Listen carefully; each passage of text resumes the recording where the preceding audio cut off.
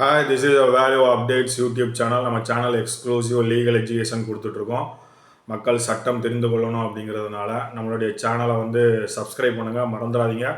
Bell button press பண்ணுறதுக்கு நம்ம போடுற கண்டென்ட் அப்டேட்ஸ் நீங்கள் பெல் பட்டன் ப்ரெஸ் பண்ணிங்கன்னா சப்ஸ்கிரைப் பண்ணும்போது உடனுக்குடன் உங்களுக்கு ரீச் ஆகும் அப்படிங்கிறத தெரிவிச்சு வரோம். சப்ஸ்கிரைப் பண்ணியிருந்தீங்கன்னா நம்மளுடைய viewers WhatsApp groups and social media groups social மீடியாஸ்லாம் ஷேர் பண்ணுங்கள். உங்கள் மூலமாக மக்கள் சட்டம் தெரிந்து கொள்வார்கள். நம்ம இன்றைக்கி பார்க்க போகிறது பார்த்தீங்கன்னா பெண்களுடைய சொத்துரிமை, ப்ராப்பர்ட்டி ரைட்ஸ், அதாவது உமன்ஸ் ப்ராப்பர்ட்டி ரைட்ஸ். இது ரொம்ப முக்கியமானது. பெண்களுக்கு சொத்துரிமை இருக்குது அப்படிங்கிறத தெரிஞ்சுக்கிடணும். அதாவது பெண்களுக்கு திருமணம் செய்யும் பொழுது நகைகள் போடுவது உண்டு. வரதட்சணையாக சீர்களாக பல விஷயங்கள் செய்வது பெண் வீட்டாருடைய வழக்கமாக இருந்து வருகிறது. இதெல்லாம் பார்த்தீங்க அப்படின்னா ஒரு பரிசாக கொடுக்கப்படுகிறது. அதாவது கிஃப்டாக அவங்களுக்கு கொடுக்கப்படுகிறது. நகைகள் அவர்களுடைய தகுதிக்கு தகுந்தாற்போல் வரதட்சணை, அதுக்கப்புறம் சீர்லாம் செய்வாங்க. அதெல்லாம் 10 பவுன் செய்கிறவங்களும் இருக்காங்க, 50, 100, 500 பவுன் செய்கிறவங்களும் இருக்காங்க. ஏன்னா இது எல்லாம் செய்து விட்டோம், அதனால் உங்களுக்கு சொத்தில் உரிமை கிடையாது அப்படின்னு சொல்லி பெண் வீட்டார் தாய் தந்தையர்கள் அல்ல பெண் கூட பிறந்தவர்கள், அக்கா தங்கச்சி இல்லைன்னா அண்ணன் தம்பி, இவர்கள்லாம் பிற்காலத்தில் தாய் தந்தையருக்கு பின்பாகவோ முன்பாகவோ அவர் இருக்கும் பொழுதோ சொத்தில் உங்களுக்கு நாங்கள் கொடுக்க மாட்டோம் பங்கு, ஏன்னா நகைகள் போட்டு விட்டோம் அப்படின்னு சொல்ல முடியாது. நகைகள் போட்டாலும் கல்யாணத்திற்கு சீர்வரிசைகள் செய்தாலும் சொத்தில் அது ஒரு பரிசாக ஒரு கிஃப்டாக தான் கொடுக்கப்படுகிறதே தவிர, சொத்து இருக்கும் பொழுது எந்த சொத்தாக இருந்தாலும் சரி, அசையும் சொத்தாக இருந்தாலும் சரி, அசையாத சொத்தாக இருந்தாலும் சரி, அந்த சொத்தில் திருமணம் செய்து கொடுத்த பின்பும் பார்த்தீங்க அப்படின்னா அந்த பெண் குடும்பத்தில் உள்ள சொத்துக்கு அந்த பெண்ணுக்கு உரிமை இருக்கிறது, எப்பொழுதும் உரிமை இருக்கிறது அப்படிங்கிறது தெரிந்து கொள்ள வேண்டும் பெண்கள். அதனால் நகை போட்டிருக்கோம், அதனால் உங்களுக்கு சொத்து கிடையாது அப்படின்னு யாரும் சொன்னாங்க அப்படின்னா நம்பாதீங்க. உங்களுக்கு நகை போட்டு கட்டி கொடுத்தாலும் உங்களுடைய தாய் தந்தையர்கள் சொத்து, மூதாதையர்கள் வழியாக தாய் தந்தையர்களுக்கு வந்த சொத்து எதாக இருந்தாலும் உங்களுக்கும் அதில் சம பங்கு உரிமை உண்டு அப்படிங்கிறது ப்ராப்பர்ட்டி ரைட்ஸ். இப்போ அந்த தாய் தந்தையர்கள் ஒரு உயில் எழுதி வச்சுட்டாங்க அப்படின்னா அந்த உயிலோ செட்டில்மெண்ட்டோ இல்லை கிஃப்டீடோ ஏதோ ஒன்று எழுதி வச்சிட்டாங்கன்னா அது அவர்களுக்கு யார் பேரில் எழுதி வச்சிருக்கிறார்களோ அவர்களுக்கு போய் சேர்ந்து விடும். அப்படி எந்த உயிலுமோ செட்டில்மெண்ட்டோ கிஃப்டோ எதுவுமே ஒரு பத்திரம் யாருக்கு இந்த சொத்து போக வேண்டும்னு எழுதி வைக்கலை அப்படின்னா அது பிரிக்கப்படாத பாகமாகவே இருக்கும். அதை சமபங்காக தாய் தந்தையருக்கு பின்பு உயில் செட்டில்மெண்ட் டீடு இல்லை கிஃப்ட்டு ஏதோ ஒரு வகையில் செட்டில் பண்ணவில்லை என்றால் அதை அண்ணன் தம்பிகள், அதாவது அந்த தாய் தந்தையோருடைய லீகல் ஹையர்ஸ் பிரித்து கொள்ளணும் சம பங்காக, பெண்களும் உட்பட அப்படிங்கிறது ஒரு விஷயம். இப்போ நம்ம பார்க்கலாம். அதாவது இந்து வாரிசு குடும்ப சொத்து பற்றி இந்து வாரிசு உரிமை சட்டம், அதுக்கப்புறம் பார்த்திங்கன்னா எப்படி வாரிசு உரிமை வருகிறது அப்படிங்கிறத நம்ம பார்க்கலாம். அதாவது இந்துக்களின் தனிப்பட்ட மற்றும் பார்த்தீங்க அப்படின்னா குடும்ப சொத்துக்கள் தொடர்பாக 1956 பார்த்தீங்கன்னா இந்து வாரிசு உரிமை சட்டம் 1956 கொண்டு வரப்பட்டது. இது பார்த்தீங்கன்னா பரம்பரை விதிகள் மற்றும் ஒரு நபரின் சொத்தை யார் எப்படி பெறுவது என்பதை தெளிவாக வரையறுத்திருக்கு அப்படின்னு நம்ம சொல்லலாம்.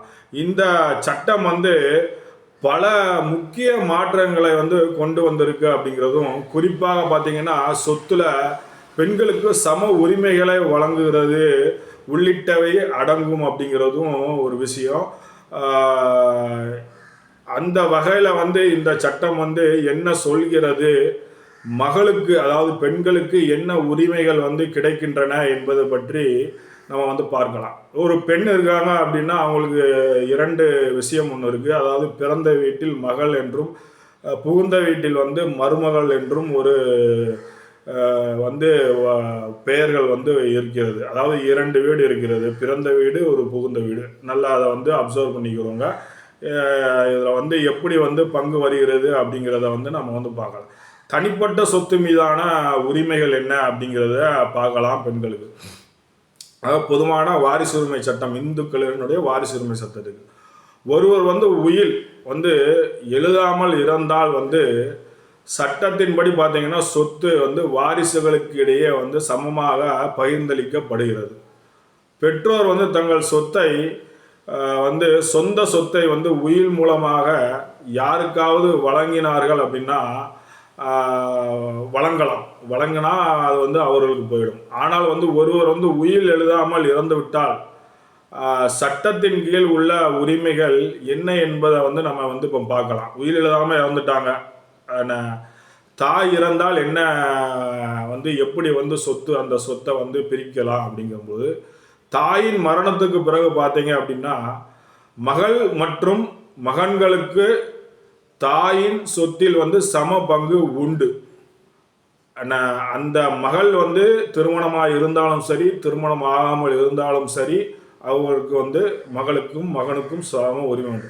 அதே போல் பார்த்தீங்கன்னா அந்த தாய், அதாவது அந்த பெண்மணியுடைய இறந்த பெண்மணியுடைய கணவர் இருந்தால், அதாவது அந்த கணவர், அதாவது தாயின் அந்த கணவருக்கும் வந்து சமமான உரிமை வந்து பங்கு கிடைக்கும் அப்படிங்கிறதும் ஒரு விஷயமானது. அதாவது மகன்கள் அப்புறம் வந்து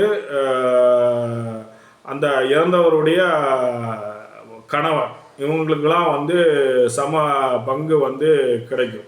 தாயினுடைய மகன் அல்லது மகள் ஏற்கனவே இறந்து விட்டார்கள் அப்படின்னா, இப்போ வந்து தாய் வந்து நம்ம சொன்னோம் இறந்துட்டாங்க அப்படின்னா மகள் கணவனுக்கு கிடைக்கும்னு. இப்போ அந்த தாயும் இறந்துட்டாங்க, அதற்கு முன்னாடியே மகனும் மகளுமே வந்து இறந்து விட்டார்கள் அப்படின்னு ஒரு சூழ்நிலை வருது. அப்படிங்கும்பொழுது ஏற்கனவே இறந்து விட்டார்கள்னா அவர்களின் சட்டப்பூர்வ வாரிசுகள் அவர்களின் பெற்றோருக்கு சேர வேண்டிய பங்கை வந்து பெறுவார்கள். ஏன்னா யார் அப்படின்னு பார்க்கும் பொழுது அந்த தாய் தந்தையுடைய, அதாவது மகளுடைய மகள்கள் என்ன வந்து பெறுவார்கள். அதுவே தந்தை இறந்து விட்டால் பார்த்தீங்கன்னா மகள் மற்றும் மகனுக்கு சமமான பங்கு கிடைக்கும்.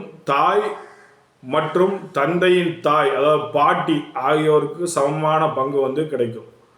இப்போ பார்த்தீங்கன்னா இறந்த மகன் அல்லது மகளின் குழந்தைகள், பேர குழந்தைகள், பேத்திகள் அவர்களின் பெற்றோருக்கும் சேர வேண்டிய பங்கை வந்து பெறுவார்கள்.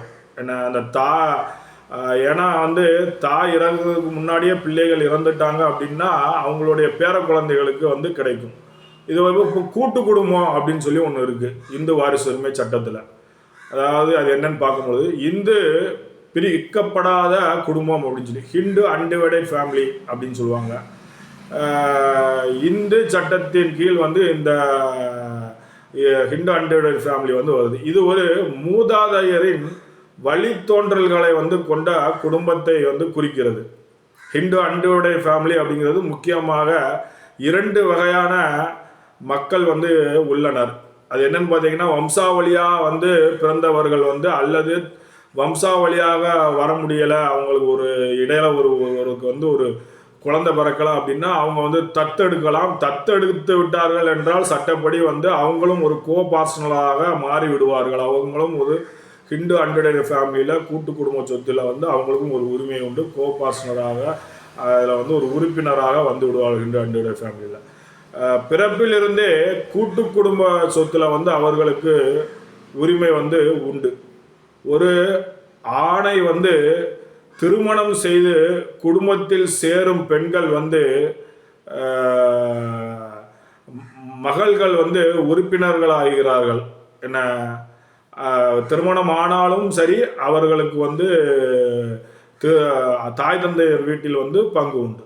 திருமணத்திற்கு பிறகும் ஏதேனும் உரிமை உள்ளதா அப்படின்னு பார்க்கும் பொழுது, திருமணத்திற்கு பிறகும் வந்து மகள் தனது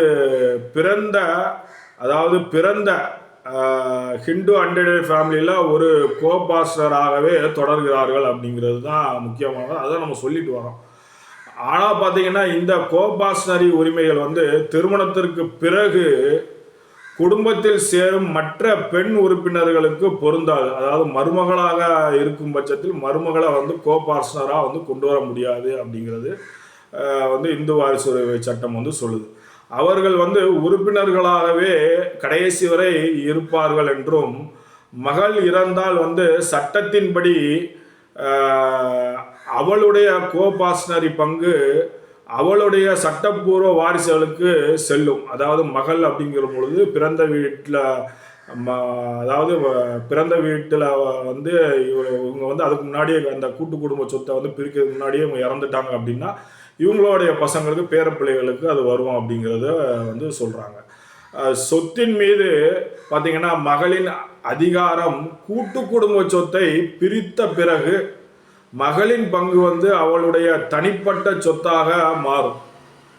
இந்த சொத்தின் மீது அவளுக்கு முழு அதிகாரம் வந்து இருக்கும். ஒரு கூட்டு குடும்ப சொத்தை வந்து பிரித்து கொடுத்துட்டாங்க அப்படின்னா அது வந்து செல்ஃப் அக்கர்ட் ப்ராப்பர்ட்டியாக வந்து வந்துடும். அவங்களுடைய தனிப்பட்ட ஒரு சம்பாத்தியத்தில் வந்த மாதிரி அந்த தனி சொத்து அவர்கள் என்னன்னாலும் செஞ்சு கொள்ளலாம் அப்படிங்கிற மாதிரி வந்துடும். அதை யாருக்கும் விற்க அவருக்கு உரிமை உண்டு. மகள் உயிருடன் இருக்கும் போதே தனது கோபாசனி சொத்தை வந்து பரிசாக கொடுக்க முடியாது. கூட்டு சொத்தில் தனது பங்கை உயில் மூலம் மற்றவர்களுக்கு வழங்க அவருக்கு உரிமை வந்து உண்டு. மகள் பார்த்தீங்கன்னா உயில் எழுதாமல் இறந்தால் பிரிவு 6 அதாவது இந்து வாரிசு உரிமை சட்டம் பிரிவு 6 விதிகளின்படி அவருடைய பங்கு வந்து வாரிசுகளுக்கு செல்லும் அப்படிங்கிறதையும் நம்ம வந்து தெரிவிச்சுக்கிறோம். இது பெண்களுக்கு வந்து சொத்துரிமை எப்படி இருக்கிறது அப்படிங்கிறத சொல்கிறோம். முக்கியமாக வந்து பெண்களுக்கு அவர் பிறந்த வீட்டில் திருமணமான பின்பும் அந்த திருமணத்தில் நகை சீர்கள் மற்றும் வரதட்சணைகள் கொடுத்த பின்பும் அவர்களுக்கு சொத்தில் சம உரிமை உண்டு அப்படிங்கிறது வந்து நிலைநாட்டப்படுகிறது இந்த இந்து வாரிசு உரிமை சட்டத்தின் மூலமாக. அதை நம்ம வந்து தெரிவிச்சுக்கிறோம். நம்மளுடைய சேனல் வேல்யூ அப்டேட்ஸ் அந்த எக்ஸ்க்ளூசிவாக லீகல் எஜுகேஷன் மக்களுக்கு வந்து கொடுத்துருக்கோம். நம்ம சேனலை வந்து சப்ஸ்கிரைப்னா மறந்துடாதீங்க. பெல் பட்டனை ப்ரெஸ் பண்ணுறதுக்கு நம்ம போடுற அப்டேட்ஸ் உடனுக்குடன் உங்களுக்கு வந்து நோட்டிஃபிகேஷனில் வரும். சப்ஸ்கிரைப் பண்ணியிருந்தீங்க அப்படின்னா சோசியல் மீடியாஸ், வாட்ஸ்அப் குரூப்ஸ் இதெல்லாம் ஷேர் பண்ணுங்கள். அதன் மூலமாக வந்து நீங்கள் ஷேர் பண்ணும் மூலமாக சட்டம் வந்து அறிந்து கொள்வார்கள். ஃபுல் கண்டென்ட்டை பாருங்கள், அப்போ தான் உங்களுக்கு வந்து சட்டம் புரியும். அப்படியும் புரியலை அப்படின்னா திருப்பியும் மறுபடியும் ஒரு தடவை பாருங்கள், நல்லா அப்சர்வ் பண்ணுங்கள். அதனால் கண்டிப்பாக வந்து சட்டம் வந்து புரிய வரும் அப்படிங்கிறத நம்ம சொல்லிக்கிறோம். மிக்க நன்றி, வணக்கம்.